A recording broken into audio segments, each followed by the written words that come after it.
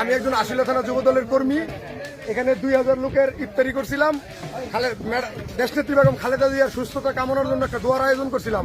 প্রধান অতিথি ছিল আমার নেতা, প্রাণপ্রিয় নেতা, সাভার 19 আসনের মাটিও মানুষ ডাক্তার সালাউদ্দিন বাবু ভাই। তো আমরা সব কমপ্লিট। আমি যা গোসল করতে সবাই বললাম তোমরা যাই গোসল করো।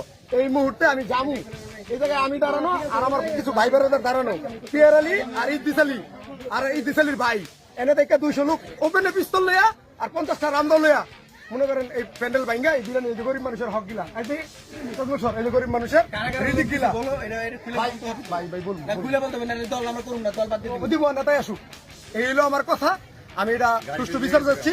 আমার সেন্ট্রাল প্রেসিডেন্ট নেতা আছে তারেক রহমান আছে, আমি ওনার কাছে এটার বিচার যাচ্ছি। গরিব মানুষের 2000 খাবার সব নষ্ট করে ফেলাইছি। দুটা মোটরসাইকেল নিছে, দুটা মোটরসাইকেল রাস্তায় ভাঙ্গে থুয়ে গেছে আর মানুষের মোবাইল, অনেক মোবাইল টোবাইল নিয়ে গেছে। আপনারা জিগান এটা ভাঙছে কেনা?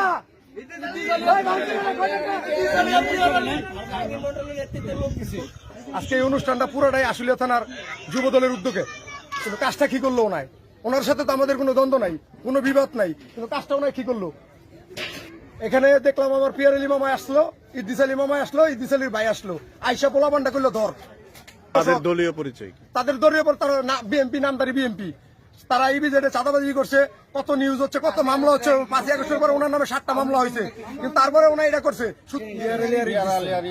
ওনারা দুজনে এখানে এসে দাঁড়াইছিল, দাঁড়ায় কতক্ষণ দাঁড়া পরে দেখছে, দেখার পর ওনারা যখন হাত দিয়ে ইশারা দিছে তখন ওনারা অ্যাটাক করছে। এই পাশ দিয়ে আসছে কিছু বদল, ওই পাশ দিয়ে আসছে সবাই হাতে রামদা পিস্তল সবকিছু। এই পিয়ার আলী আর ইদ্রিসকে এদের পরিচয় কি?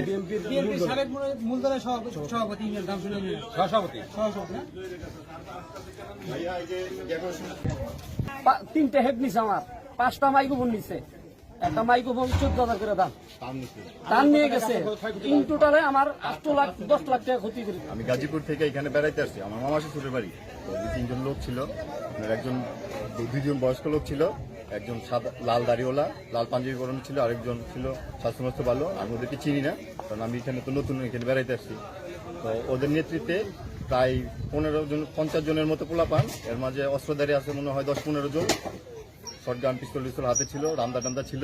ওরা এখানে প্রথম প্যান্ডেল বানছে, তারপরে যে বক্স ভাঙলো, বক্সওয়ালার কিছু জিনিসপত্র ছিল ওগুলো নিয়ে গেছে।